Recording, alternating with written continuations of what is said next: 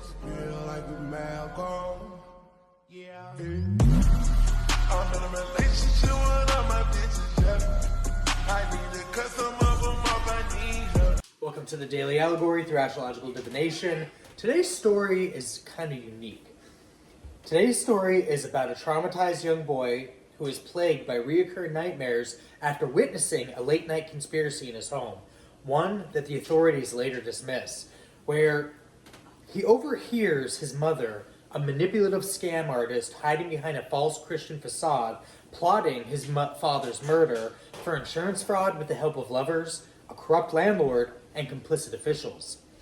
When the boy realizes he had been seen, his mother threatens him into silence by endangering his little sister, sealing his fear in isolation as his reports are ignored by police that she openly brags and boasts about controlling.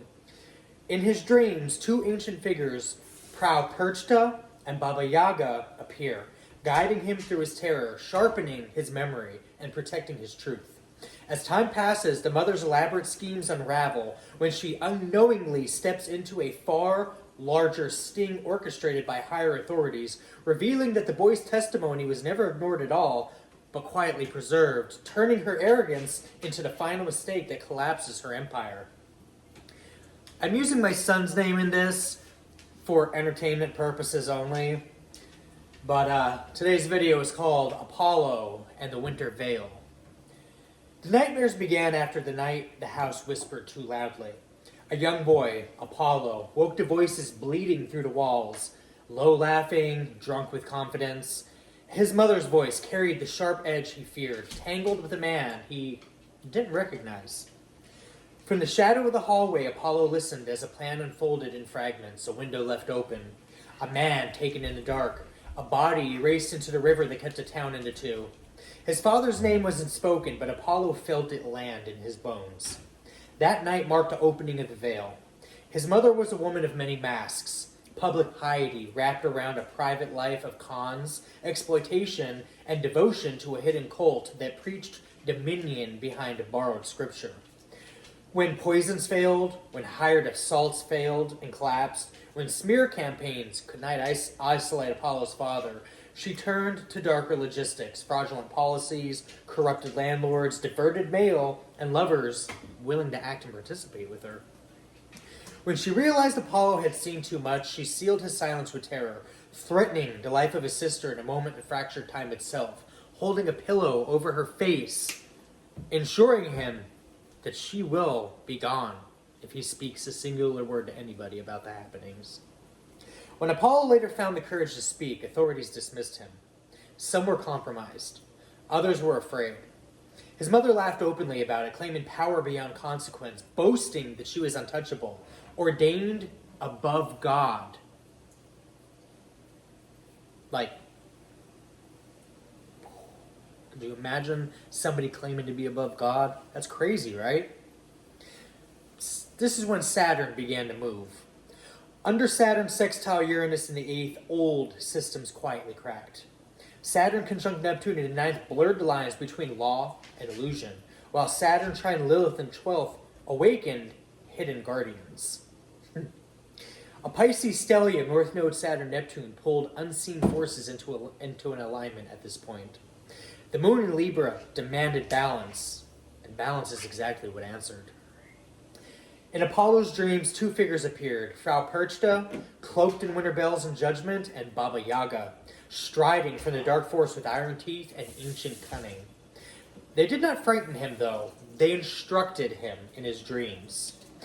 They taught him how truth hides in patterns, how time remembers everything, how lies collapse under observation. They sharpened his memory, anchoring his testimony so it could not be erased.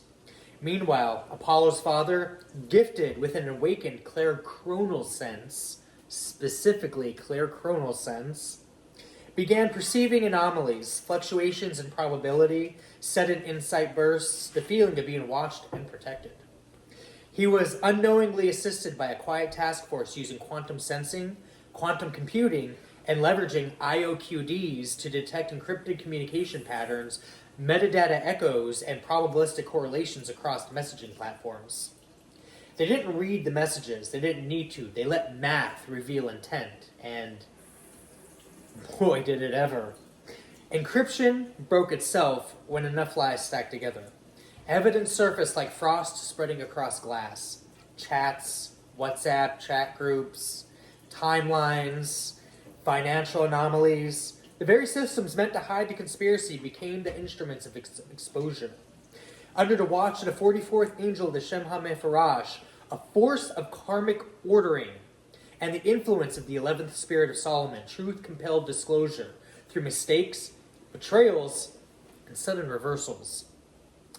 The final twist comes in when Apollo's mother realizes too late that the entire operation had been observed from the beginning.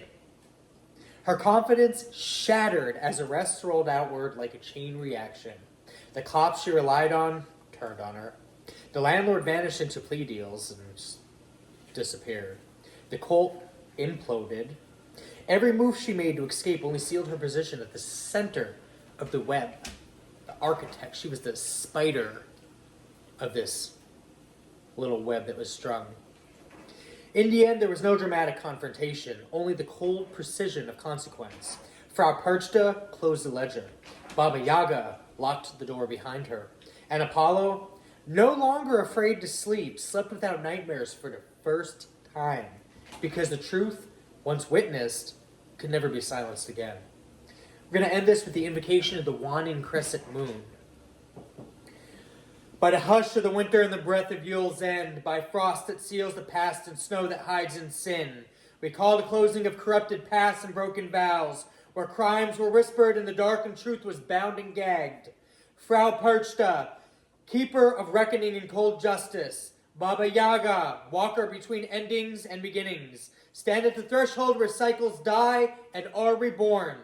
Let the waning crescent moon cut cords of terror and deceit.